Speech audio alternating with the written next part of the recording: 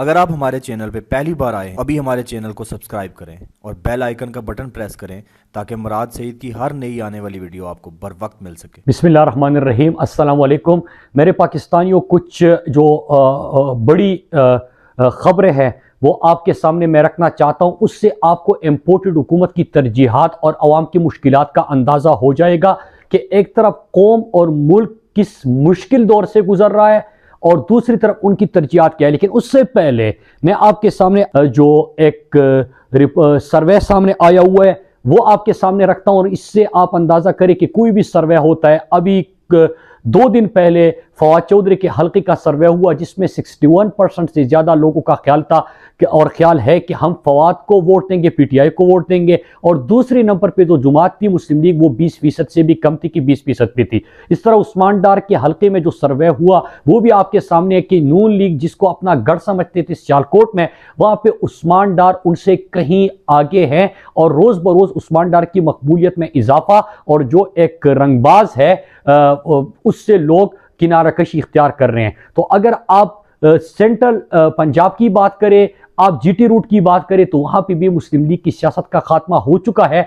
और इस तरह पीपल्स पार्टी का सिंध में जो वहां पे कराची में इस वक्त बल्दियाती इंतखाबात में माहौल बना हुआ है इमरान खान और तहरीक इंसाफ के लिए, जो पूरे सिंध में इस वक्त तहरीक इंसाफ की जो रुकनीत साजी मुहिम चल रही है उसमें जिस तरह जोक और दरजोक लोग आ रहे हैं उसमें शिरकत कर रहे हैं, तो उससे भी हुक्मरानों की इम्पोर्टेड हुकूमत की काम पे टांग रही है। तो इस सर्वे में 79% पाकिस्तानियों का ख्याल है कि मुल्क सही समत में नहीं जा रहा। 59% लोगों का 79% लोगों का ख्याल है कि मुल्क सही समत में नहीं जा रहा। और अगर कौम किसी को उम्मीद समझती है जो पाकिस्तान को इन बहरानों से निकाल सकता है तो वो है इमरान खान।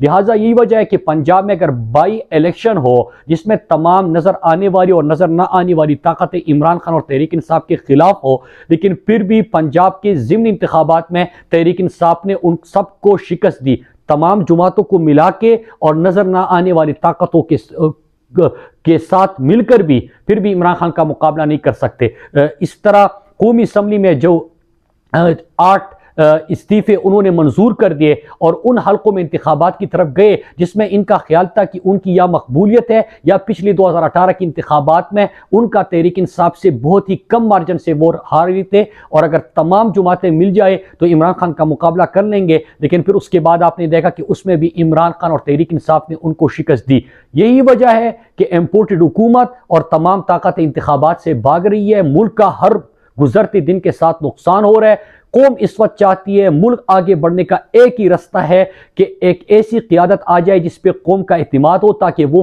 फैसले कर सके कि पाकिस्तान की फॉरेन पॉलिसी क्या होगी, पाकिस्तान की इकानमी कैसे ठीक होगी और दुनिया का भी उनके ऊपर इत्मीनान हो। लेकिन वो नहीं कर रहे क्योंकि जितनी भी सर्वेज आ रहे, चाहे अभी मैंने आपको फवाद उस्मान डार के हल्के का जिक्र किया, इसी तरह मैंने आपके सर्वे का जिक्र किया, इसी तरह पंजाब की बाई इलेक्शन और 8 ज़िमनी इंतखाबात जो कौमी असम्बली के हल्कों के हुए।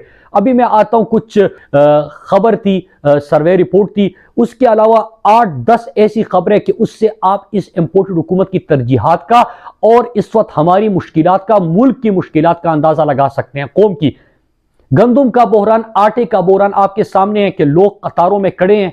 कहीं पे कराची में, बलूचिस्तान में, पंजाब, खैबर पख्तूनख्वा, हर जगह से आपको वो मनाजिर देखने को मिले कि कराची में कुछ लोग सस्ता आटा खरीदने के लिए घर से बाहर निकलते हैं, लंबी कतारें होती है, वहां पे उनके ऊपर लाठियां चलाई जाती है और सर से खून बह रहा है। वो मनाजिर आपने देखे। बलूचिस्तान से आपने वो मनाजिर देखे कि लोग अपने पैसे देते हुए भी आटे की खरीदारी के लिए निकलते हैं, लेकिन आटे के ट्रक में असलहा बरदार लोग बैठे होते हैं। तहफ्फुज़ किस चीज की कर रहे हैं? आटे की कर रहे हैं। इसी तरह आपने पंजाब में भी वो मनाजिर देखे कि जब कोई सस्ता आटा खरीदने की कोशिश करता है तो किस तरह वहां पे भगदड़ मच जाती है। और फिर उसके साथ साथ आपने उस एक 6 बच्चों के बाप को भी देखा कि जो घर से अपने बच्चों के पेट पालने के लिए, उनके लिए आटा खरीदने के लिए बाहर जाते हैं, तो फिर उसके बाद क्या होता है कि उनकी लाश घर आती है, बच्चों के लिए वो आटा नहीं पहुंचा पाते।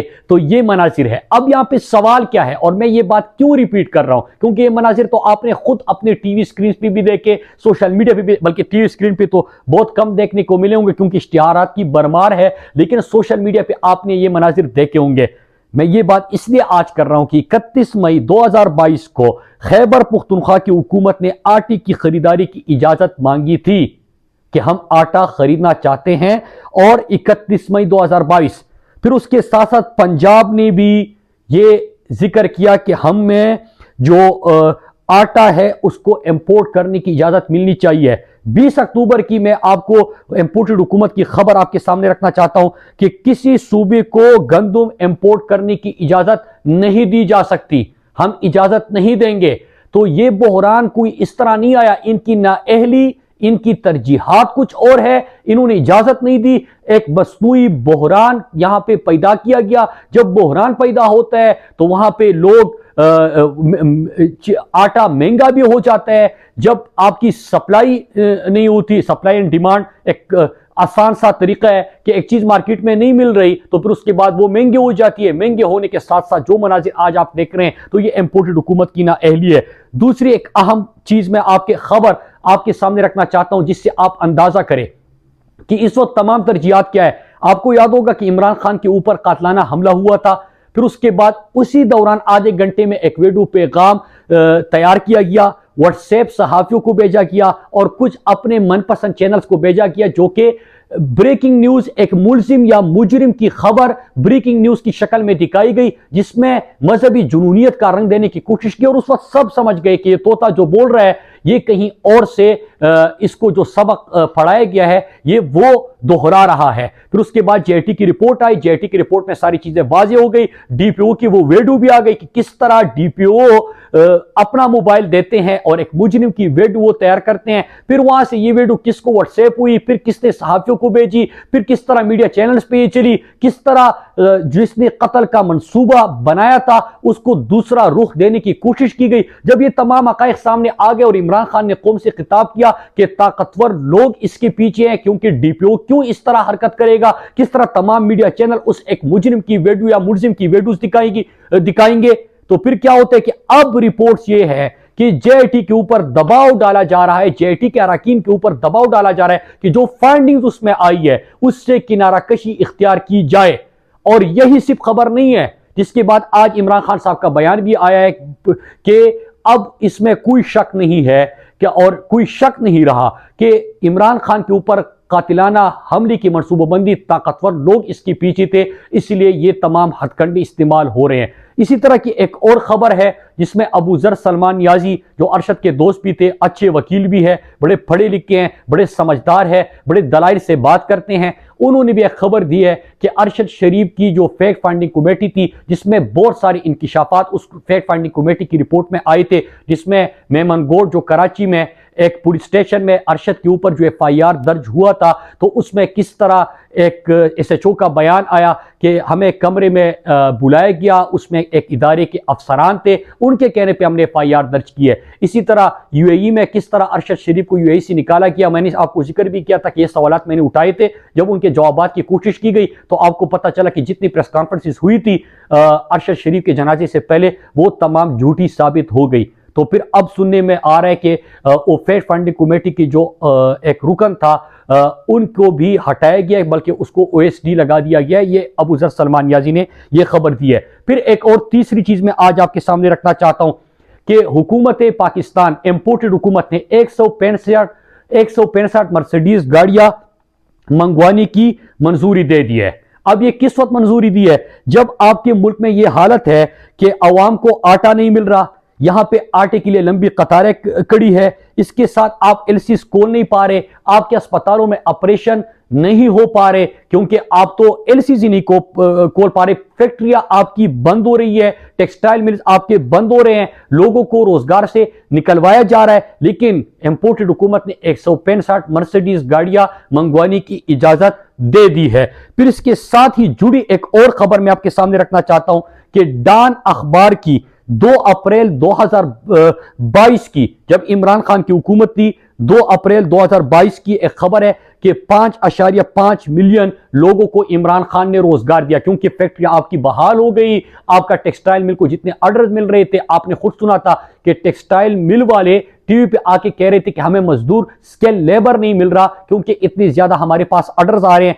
5.5 मिलियन आपने लोगों को रोजगार दिया था। लेकिन दूसरी तरफ कल की खबर है 10 जनवरी की डान अखबार की, डान अखबार 2022 अप्रैल और डान 10 जनवरी की खबर है कि 7 मिलियन लोगों को निकलवाना पड़ा, जो टेक्सटाइल मिल्स आपकी बंद हो रही हैं, जो ऑर्डर्स आपके नहीं आ रहे। तो इसी तरह की यह खबर है कि एक तरफ 5.5 लोगों को रोजगार के मौके देना, फुल कैपेसिटी से अपनी इंडस्ट्री चलाना, लार्ज स्केल मैन्युफैक्चरिंग आपका रिकॉर्ड हुआ था, एक्सपोर्ट आपका रिकॉर्ड हुआ था। लेकिन दूसरी तरफ कल की एक खबर है कि 7 मिलियन लोगों को निकलवाना पड़ा।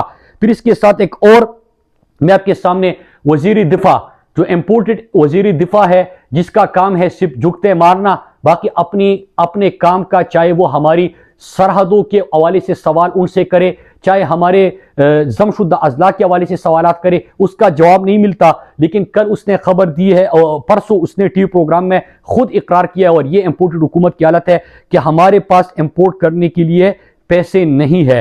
हो सकता है कि मुल्क तारीकी में डूब जाए, कारखाने, दुकानें और ये तमाम चीजें बंद करवानी पड़े, मतलब मुल्क तारीकी में डूब रहा है या डूबने वाला है। ये हो सकता है।